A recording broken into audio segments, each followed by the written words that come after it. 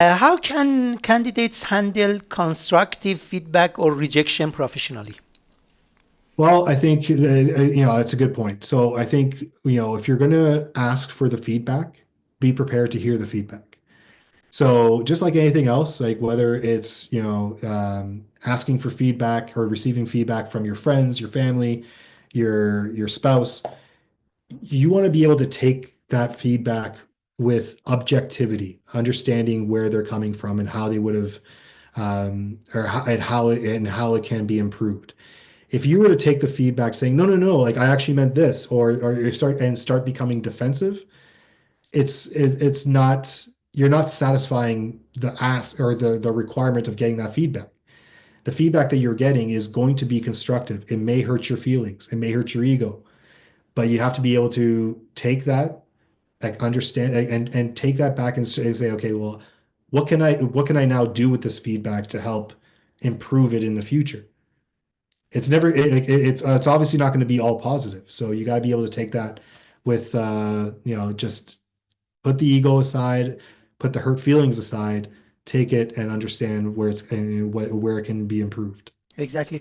And honestly, if I'm telling that if I consider myself somehow a successful teacher, because my main experience was regarding teaching, it was the feedback that I have got from my students and also my colleagues. Really, Yes. they helped me to improve and it worked very well. What is your approach to handling salary expectation and negotiation? Good question. So, And hard question. yeah, very hard question. So, you want to be pretty balanced and realistic when you're talking about salary expectations and negotiations, right? So we talked about the fact that talking about what those salary expectations would look like at the beginning of the interview process and are they aligned, right? Where so as a recruiter, where I get frustrated is if I validate, hey, listen, the role is between 70 and 80,000. You're like, yep, that range is perfectly great with me. If we get to the offer phase and you're saying, well, actually, now that I'm considering it, I think I want 90,000. That is incredibly frustrating because you've already, like, I validated you at the beginning, when we originally spoke, you agreed. And to now deviate away from that is almost like, did I just waste my time in going through all this process? Because I already established what that range was. So what I would suggest is be honest about what your expectations are. And in the event, because if the role is being budgeted for a reason, so they're not going to just change it later on. So the reason I'm making mention of this is if I'm a candidate and I'm just agreeing to whatever they say at the beginning, just so I can go through the process and hopefully negotiate a better salary later on, that is not going to happen. Now, it could happen within reason, though. What I mean by that is if I say the range is between 70 to 80, and then you come to me and say, well, I want to bring you on. I want to offer you 72,000. Be like, okay, so when you receive the offer, be appreciative and say, can I review the offer and come back to you, the next day? Take a look at it, review, be honest. Is this suitable for you? Like, are you satisfied with the offer? If the answer is yes, take the offer, right? If the answer is no, because you feel like you can deserve more higher on the range, and for the reality that you feel that you bring more value to the table, whether it's seniority, long tenure, etc., then you can respectfully bring it up. Say, and how I would typically do that is to say, listen, Akbar, first of all, thank you very much for the offer. I'm really excited for the opportunity, and I think this can be fantastic. A lot of the terms in the offer look really great, and I'm very pleased with them. I'm wondering if we can just quickly talk about salary. I understand you at the beginning you said the role was around between 70 to 80, so being lower on the scale, I can appreciate that, but I'm wondering if we can raise that up to say 75. I feel like I bring 10 plus years of experience. And I think I can be a very strong value to the organization, and just wondering if this is appeasable to you. And I'd love to hear your feedback. That's like how I would go about it. So you can see that I'm showing my appreciation, I'm showing my excitement, and I'm showing my negotiation within reason of the budget that they offer and within a reality of like it's just a few $1,000s. It's not tens of thousands of dollars. So that's how I would go about going, about the conversation of negotiation. The worst that they can say is no. And and again, is it really going to make a big difference to you if it's $3,000 less? Maybe not. Okay, good points. But considering yourself as a applicant that wants to avoid, what kind of strategy they can use? Well, I mean, I would recommend the fact that like if this is an area that you feel is important to you, like then we got to figure out a way how we can get you comfortable to have that conversation. So whether that's you reach out to people in your network, your friends, your family, is ask these questions as to how, or maybe just viewing this video, how you can go about it. I think what you want to avoid is feeling is communicating in a way that makes you seem unappreciative or not excited. So you want to be able to do both. Like you don't want to come across too aggressive. You don't want to come across as almost like insulted that you got such a low offer. Like because that's where the arrogance comes into play that we talked about earlier. So you want to show like, hey, listen, I really appreciate the offer. I'm super excited. I'm just wondering if we can have this conversation around improving the salary a little bit, because I feel like I can bring this value based on this experience. You're doing it with humility and respect and a little bit of aggression, but not over the top. Okay, thank you. What makes the candidate memorable after the interview process? Um, I think just like how they showed up in the interview. Did they close the interview as I mentioned earlier? Like did they give me their kind of their summary at the very end? Uh, and did they send a thank you? Like those are all great things that can help improve your chances. They don't guarantee anything, obviously, but anything that helps. Okay. And the last part, additional insights and guidance. It is a kind of wrap up. And next question, how should a newcomer or recent graduate handle a lack of Canadian experience? Sure, and it's a good question. I think and it's two different aspects, right? So if you're a recent grad, the first thing you need to do is start, applying everywhere you can for jobs that are realistic to entry level roles to kind of build yourself into the company, and be, I guess, realistic in those expectations because you're going to have to work your way up. For someone who has a lack of Canadian experience, so someone who's new to the country and coming into the Canadian market, the first thing we need to do is, you start to kind of understand what is it you want to establish as far as where you like, what is it that you currently have? Like, what are the type of experiences you have? What is it the type of role that you're looking for? And is there a disconnect between the specifics of what the employer is looking for and what you have at the moment? And if so, how can you build that? Well, we talked a little bit about that earlier, right? We talked about volunteer experience. We talked about accreditation. We talked about validation, things of that sort.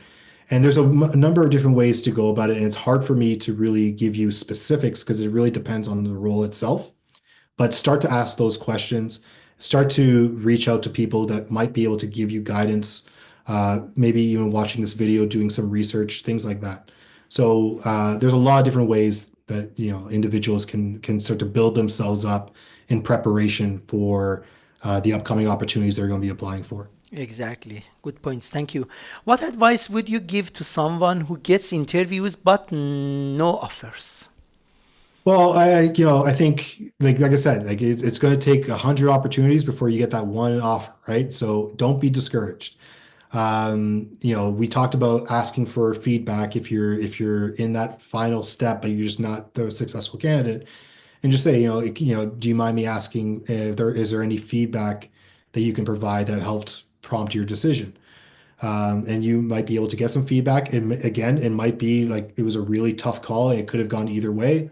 But just don't get frustrated, don't get discouraged. I know it's easier said than done. I've been on that side too, where you're really excited, but you're not successful. Just keep doing the right things and keep going through that process. I mean that, maybe you apply a lot, don't receive any interview. It's not important. I mean that you get lots of interviews. It shows that your resume, everything is good. So Yeah. what can be the problem? Yeah, I think you're right. It shows that your resume, that part of the equation being your resume is good. Like, so don't change, what's not broken there. It could be how you're interviewing, right? And like I said, it could be it could just be the feedback that you're trying to request is like, can I do something better, right? Um, Oftentimes, like people, you'd be surprised how people will offer up that feedback in that process, and I would say take that with the spirit in which it's given, and see how you can adapt it, and what made you successful in getting your resume completed, just like the interview. It's a work in progress, and the more feedback that you can get, the more you can improve, the more you can fine tune it, and then you inevitably will be successful. And my recommendation is that having mock interviews, lots of community centers, they have free employment services. They can refer Absolutely. them and have a mock interview. It will help maybe. Okay, what do you wish more applicants understand about hiring process? Ooh, this is a good question. Yeah. Uh, I don't know if I understand if there's anything I wish that they understood. Like, I mean, I think the what I understand, from having conversations with people who are frustrated with the hiring process, is they will oftentimes make assumptions in regards to what prompted them either not getting selected or not getting the attention, right? Understand, it's a highly competitive market. It's a very, very competitive market. So with that being said, like you want to be as undeniable as possible, meaning that you're doing all those things that we had talked about through this podcast. It's, getting your resume done in a way that is it's bulletproof. It looks perfect. It gets the attention. In the interview, you've done the preparation. You've gone through that process of being like not only prepared to understand what the company is, but prepared to answer all the questions in a way that the employers really want to understand to get to know you best. And going through the kind of like the behavioral preparation, like how you should present yourself, how you should communicate. So understand that even despite all those best efforts, sometimes you may not be the best person. Sometimes there might be someone who outcompetes you, but it should not be discouraging in the sense that you got to keep going through that process. It's the spirit of competition. Sometimes like it's just not your day, but Mhm. tomorrow could be. So Exactly. Yeah. How can candidates best show their commitment to the role and organization? So I think when it comes down to it, when you're being interviewed, you really want to showcase the value you can contribute to that organization and to that role. And that's how you communicate in your answers, right? It's how you showcase that in the closing statement that you do at the interview process. You can reiterate that in the thank you note that you send afterwards. You can reiterate that in the appreciation you get when you get that callback and that excitement that you showcase. All of those small points lead up to the confidence that the employer's having in each and every step that they put you through that interview process. So it's all those little small things. Exactly. Thank you so much. What hiring trends should candidates be aware of right now? I don't think there's any specific hiring trends that are very different than what we've seen in the past. The only Because thing that of the AI and the new era that we are in, maybe we can yeah, talk I about. still don't think that actually changes the landscape too much in regards to hiring trends. AI is, like I said, it's a tool on the candidate side, but it's also a tool on the recruiter side, right? The recruiter side still has that human touch where they are personally reviewing aspects that because AI is not perfect on that side yet, right? And AI can tend to miss or filter out things that are unintentional.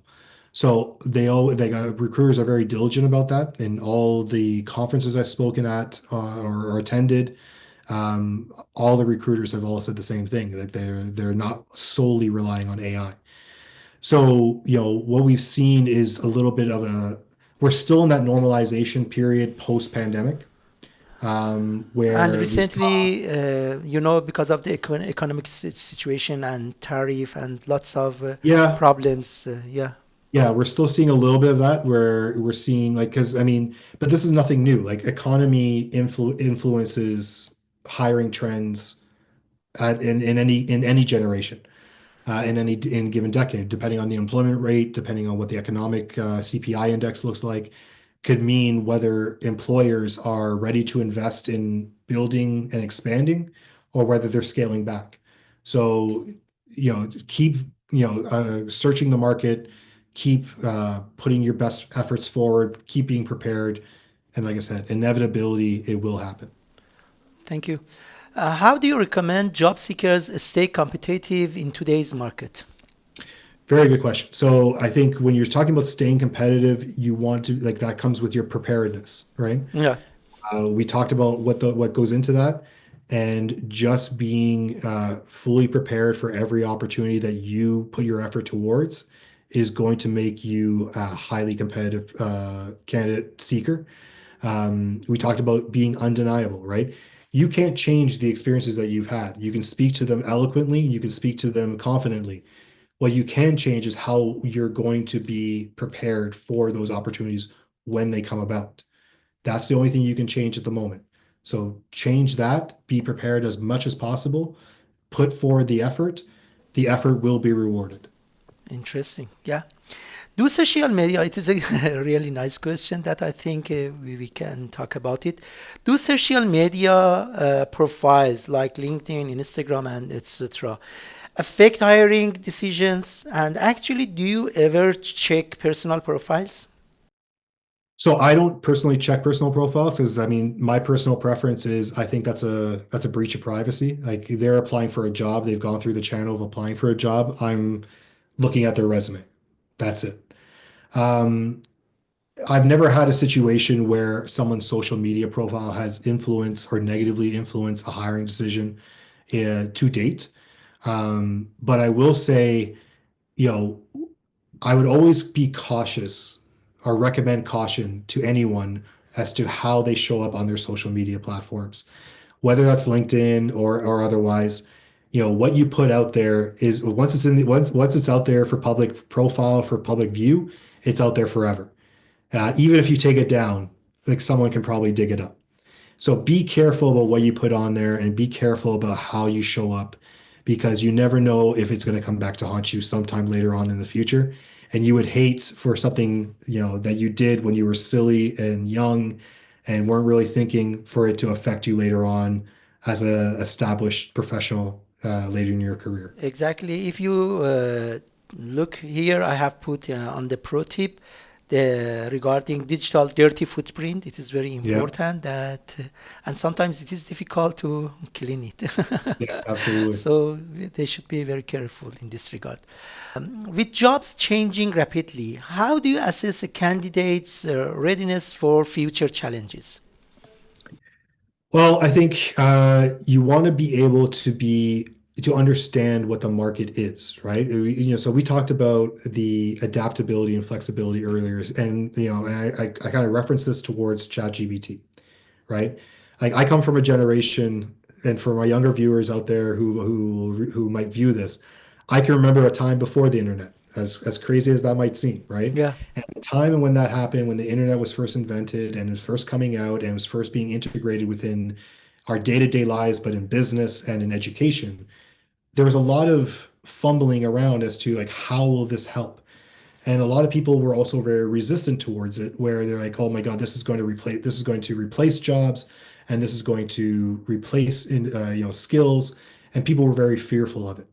But the people who took the time to understand it, to learn it, and to start to see how it was taking shape, were the best benefactors of that skill of using the internet.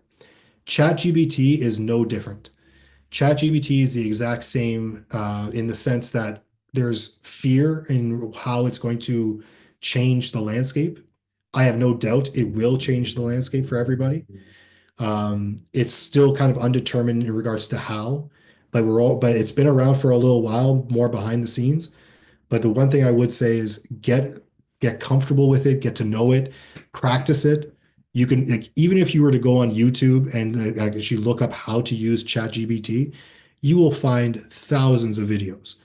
And once you get used to it, it's not nearly as scary as it might seem, and it could help you in the future. Exactly. I totally agree with you. What emerging skills, we talked about AI literacy, data skills, emotional intelligence, are becoming more important in your hiring process? So I think, when you're talking about emerging skills in industry in general, like AI is obviously the most prevalent one right now.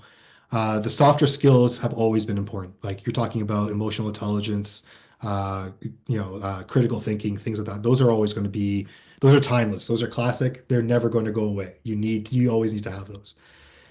Companies are always looking at big data, so business intelligence, that's another key aspect that companies have been looking into for quite some time already and will continue to play a factor even beyond AI. So I wouldn't say, I think AI is probably the most pressing of our time right now as we talk through this.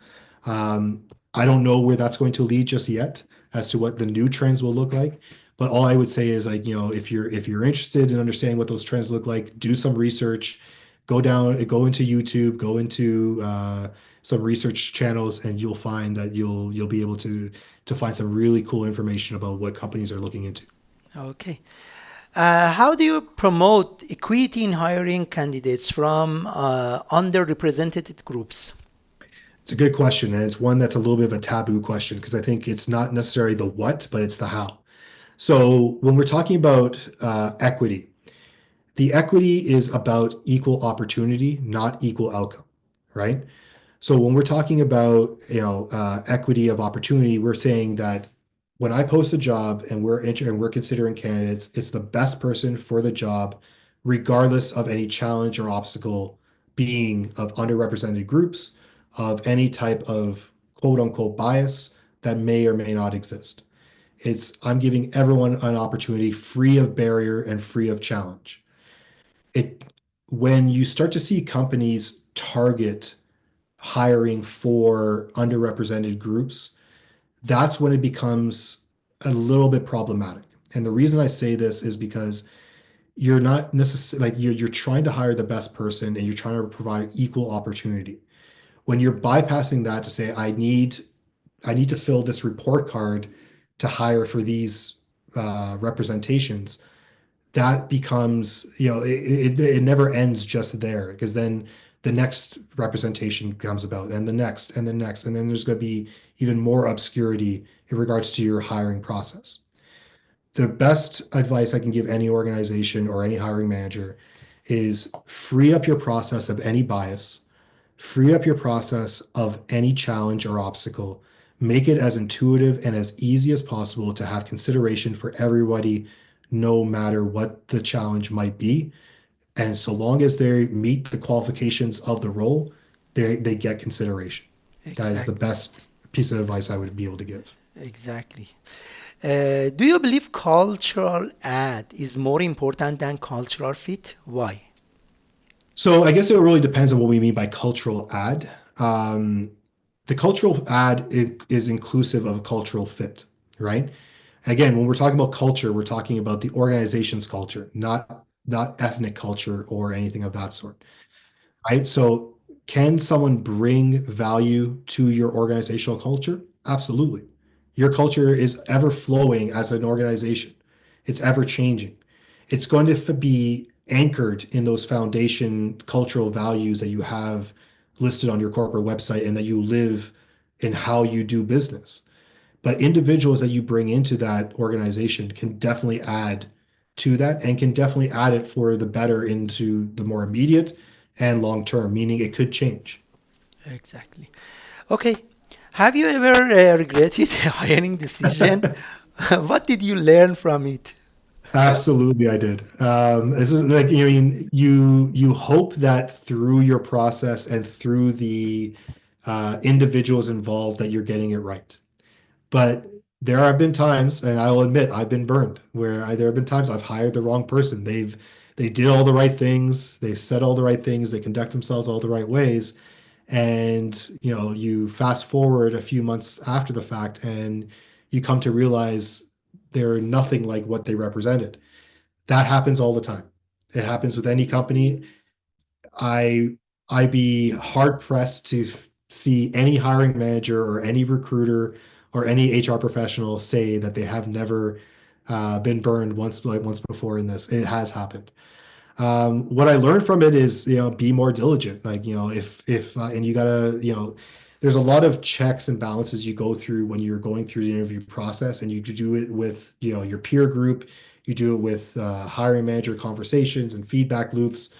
But there's always that little intuition that sometimes can happen where you're not getting like there's that little voice in your head that might be saying like, maybe there's something still off. And if that's the case, be diligent. Continue to explore what that is and why, and seek it out. Yeah, thank you. How does your team decide between potential and experience when hiring? Well, I think what, like I said, your experience you can never change. You've already had that experience, right? How you present it, it matters more so than what the experience is But almost. yeah, Because when you see that I have the potentiality to grow yes, and yeah, yeah. So, and that's what I was getting at is what you've been able to demonstrate in how you answer those questions will give me the opportunity to understand whether you have strong potential. Because whether it's a conversation you can show that you've adapted, whether it's the conversation you can show that you've got into, say, uncomfortable territory and learned from it and still brought value, that shows potential. So those are the areas that we are able to decipher through the hiring process. yeah. How do you determine if a candidate is coachable or has long-term potential? Continue Well, of the same, even if they lack yeah. some of the required experience. Well, I mean, it like you never really fully know, right? Like you get that you get a snapshot of what this could be during the interview process, and you won't really know until the person's in the job and how they interact with you and how they learn and how they take feedback, etc. But during the process, like, again, it's how you communicate your experiences that will allow the recruiter to figure out, can this individual be adaptable? Can this individual be versatile in how they approach different situations? That shows potential. And will you report to the, for example, the managers or hiring in this regard that this was the main reason that I have chosen this person or not? Yeah, there's definitely components of that. Like, I mean, they have to be able to meet the minimum qualifications for sure, right? But there have been numerous conversations I've had in my career where I talk with the hiring manager, I talk with even my executives and be like, this person has demonstrated an incredible not only experience but has a wealth of potential. And I think that they can not only once they are successful in this job, I feel like they can be successful in other opportunities within this company. Okay, thank you. Do you ever reconsider past candidates for new roles? What makes you go back and reach out to someone you didn't hire the first time? Absolutely. So if you recall an example I mentioned earlier where it could come down to a really tough decision, like where there's two great candidates and I have to pick one. It doesn't mean that the other one that I didn't pick was a bad candidate by any stretch. And I've even told those candidates, hey, listen, if something comes up, I'm definitely going to be reaching out to you. And I've done exactly that. And that has happened where I reach out to them. I see if they're still interested in coming to join the company. And in some cases, it's been months or if not years later, and we pick up that conversation, and oftentimes it's been successful. And it shows that even if we are rejected, we should be very careful and respectfully Absolutely. follow up, and this is very important. Agreed. What advice do you have for candidates who are tempted to fill gaps? We talked about it in the first question, or tweak the truth to seem more competitive. How can they handle their situation or gaps more honestly and effectively without hurting their chances? Well, I would say, first of all, never tweak the truth, because, similar to the social media aspect, what could, something you say or how you present and or tweak the truth, now could potentially come back to haunt you later on. So always be honest and act with integrity, by being factual and being honest about your information and about your experience. If you have gaps, talk them through, and be honest about them. If you have, like, I had an individual recently where we were talking about putting data-driven metrics into their resume, and we said, unless you can tell me exactly how this data is coming about, don't put it in. Put in only what you can defend from every possible question, from every possible angle. Because if you say, hey, I improved this process by 35%, okay, how did you do it? Be prepared to answer that question. Who was involved? What was your specific involvement? Be prepared to answer every single question. Do not just tweak the truth or fill gaps in your resume. Okay, thank you. How do you detect when a candidate may be exaggerating or misrepresenting their qualification in a resume or interview? Yeah. Exactly how I answered in the previous question. This segue perfectly into this one is, if they can't, if because if I see certain percentages and data-driven metrics in their resume, I'm most definitely going to ask them, especially if it's something very significant, where, like, I improved engagement by 65%. That's incredible. How did you do that? Because I have seen lots of tutorials and lots of people say that write measurable. I have seen some resumes. In each line they have written 20%, 10%, 50. I said that okay, what it shows, because Yeah. this is a kind of cliche. Maybe in one line you can add one rate, but not all the lines you say that I did this. Okay, go on, please. Yeah, no, you're 100% right. So I would say, one or two are perfectly fine. But again, if you have to be able to defend what those metrics are and what you specifically did. Because if you were part of the team that achieved that result, okay, that's perfectly fine. Position it that way then. Don't say I did this, but you had a small part to play, if any at all. Make sure that you can accurately defend every statement in your resume when challenged on it, because chances are you will be challenged on it. Now, in the event if I challenge you on it and you're able to speak through it in eloquently and detailed, I know that you like it's a lived experience. I know that I have confidence in what you're speaking to. But the moment that you can't do it, and if you're stalling on it or you're talking around the issue, well, now your integrity is being called into question, your authenticity is being called into question, and likely I'm not going to consider you. In my mind, that interview is already done. Okay, thank you. How do you view candidates who seem overly eager or desperate? I mentioned previously begging to Yes. get the job. Where is the line between showing genuine interest and appearing too needy? Well, I think, you never want to come across as desperate, right? Because one of the things that, there's a cliche that says the interviewer wants confidence in that the candidate is running to something versus running from something. If you're running from the fact of your current employer that you just cannot stand, that I cannot wait to get out, you don't want to position it that way. If you're running from the fact that you're tired of being unemployed and you really want something, well, listen, we all understand that, but you don't want to come across as overly eager or too desperate. You want to be confident in the value that you bring, and you do so with a calm and with an appreciation, but you avoid sending them constant emails or constant LinkedIn messages. You just want to respect, like, you put forward, like, say, one effort by sending an email or sending a LinkedIn contact. If they don't respond, leave it at that. if you and start to move on. You do not want to send repeats messages or emails. Okay, thank you. Oh my God, there are lots of questions because I want to talk about the reference check Sure. totally.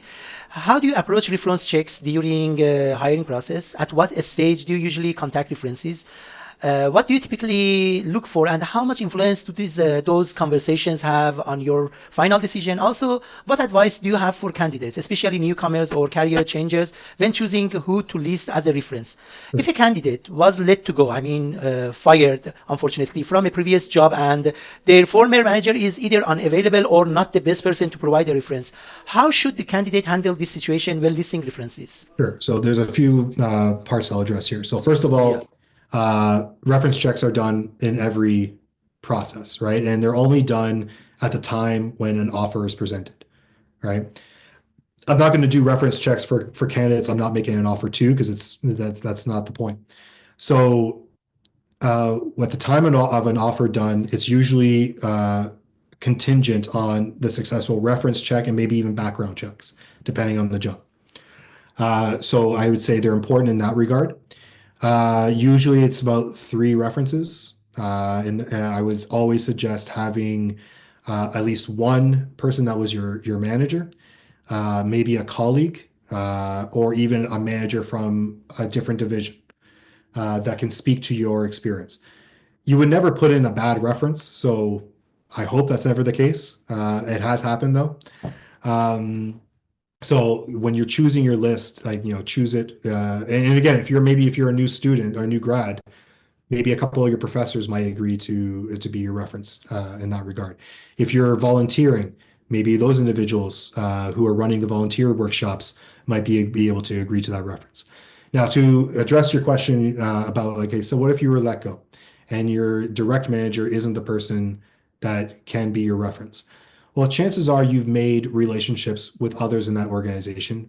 Reach out to your network within those people that you worked with and ask them, would they be agreeable to be a reference to you in that regard? So that is typical. That can happen. Okay. And about the newcomers, I think that also their previous colleagues or managers in their home country, Yes, they can mention the time for contact and the translator, absolutely. something like this. It can work too. Absolutely. Okay, thank you. And would you be willing to share an example of a strong resume and, if possible, a weaker one as well? Seeing the contrast would be incredibly helpful for our audience to understand what makes a resume stand out or fall short.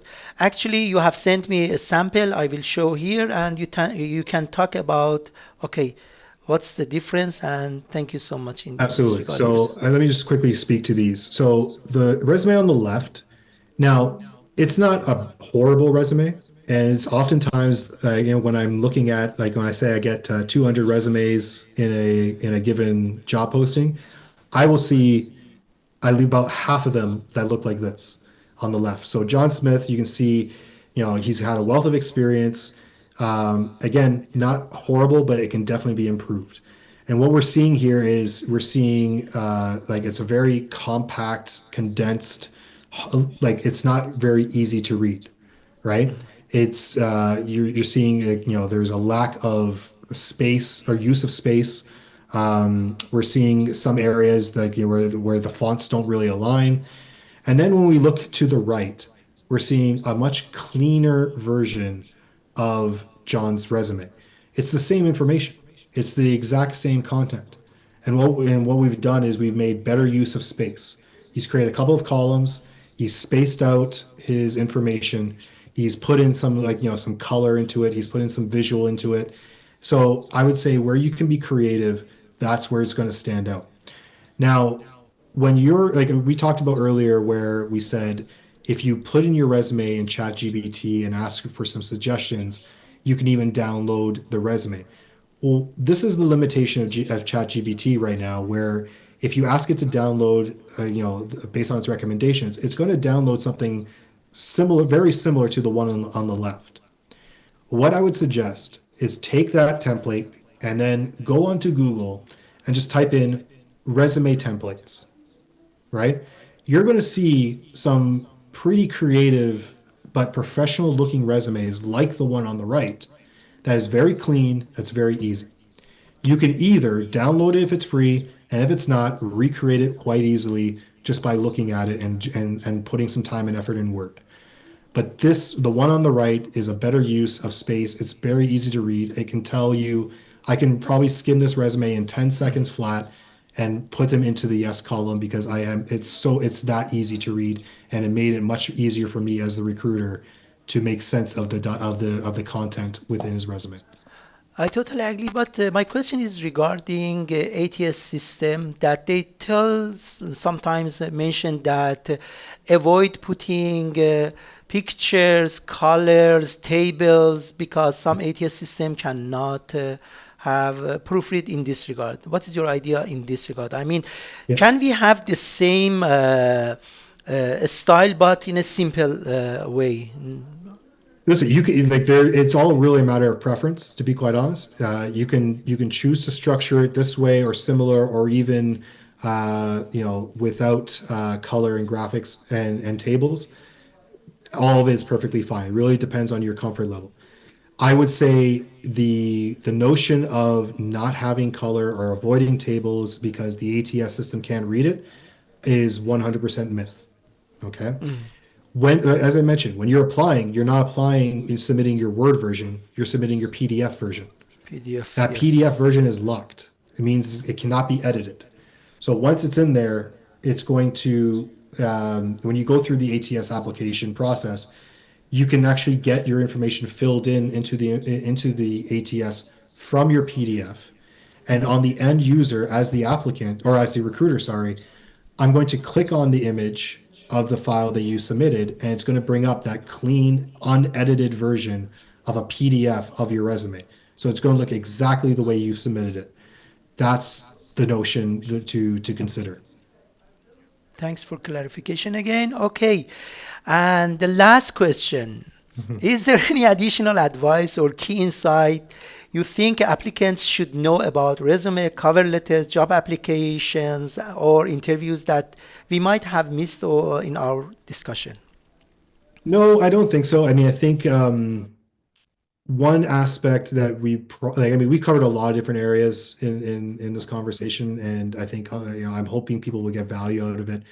I think maybe one last suggestion would be, so what I typically do if I was in a position to search for a job is, so I have my Word version, I have my PDF version of my resume, I have my cover letter, even though I may not, I admit I don't really use it or have it. But there's one other aspect I have, which is I have an email version of that's much more succinct of my cover letter. And the reason I have this is sometimes you might see a job posting where it actually will give you the email address of the recruiter who's accepting emails. Send the email, attach your resume. The body of the email can act as your cover letter. You simply paste that in there, and away you go. The last thing I will say is when you're looking for a job, make it a habit. So every day you should be looking on the same 2 or 3 websites. Go on Indeed, go on LinkedIn, things of that sort, where you can, and every day it will show you the jobs that you haven't seen from the previous day before. You spend a little bit of time applying for those jobs. Your job is, your application is, your time to apply is now done for the day. You should be able to apply for at least anywhere between 3 to 10 jobs, depending on the type of job you're looking for, a week. So you save those, you put them in there, be diligent, do this every single day. It will take you no time to get some responses. Thank you. Talking about the platforms like Indeed, which one do you recommend? I mean, we are not going to advertise any Yeah. platform, job bank, because it is a governmental platform, job banks, Indeed, I don't know, lots of them, or LinkedIn. Which one do you recommend? I mean, I think the two biggest ones that will capture all of them are going to be LinkedIn and Indeed, right? So when you go on LinkedIn, many companies will post there, but not all companies post there. Indeed is a great site because even if the company decides not to advertise their job other than their own career site on their own website, Indeed will pull from there. So, so those two websites alone will give you a wealth of job listings to explore the market. Going into the job banks and going into other avenues is never hurtful. I would say explore as many opportunities as you can to search for as many jobs as you can. But even just relying on those two alone, Indeed and LinkedIn, are perfectly fine. But I totally recommend going to the website, the real website, Absolutely. because you can trust them much better. Okay? Agree. Do you agree? Absolutely. Really, Michael, I don't know how to thank you. I appreciate it a lot. This was the impactful and the meaningful video that I have had in my mind to create and publish and share with the followers. I hope that they also have enjoyed it. And really, I myself enjoyed a lot. I learned a lot. Thank you so much. And at the end, if you have anything to mention, it is welcome. Thank you so much. No, I appreciate your time as well. I welcome the opportunity to speak with you today and to go through it. So I'm hopeful that anyone watching sees and receives some value of the points that we made, and maybe learn some areas that they didn't think of before, and helps them in their search, helps them in the process. And again, I had fun. It was great. So I appreciate the time, and thank you very much, Akbar. Always great. Thank you so much. And as I mentioned here, if you really love the video, please leave your comments, questions, suggestions in the comment section below the video. Your feedback not only helps us improve future videos, but also supports other viewers and job seekers who benefit from seeing the different perspective. And maybe in the future we can have other videos with you, Michael, other questions, or other hiring manager if they wish we can have it. Thank you so much, Michael. Thanks for everything. Thank you. I appreciate it. I had a great time. And the last question again, the first question. If the clients want to be in contact, we will put them in the job description. But anyway, if you have anything to add, please. Yeah, so you can reach out to me on LinkedIn. You'll be able to easily find me there. And if you want to research my company, it's Synchros HR Professional Advisory Services. So you can find that at synchros.net. We'll have the link in the video description as well. And if you're interested in any type of HR professional advisory services, my organization can help out in any way that we can. Thank you so much and have a good day. Bye. Thank you. Take care. Really, I appreciate you. Thank you so much. It was No, great. no problem. It was fantastic. Really, It was really good. You did great job. Thank you so much.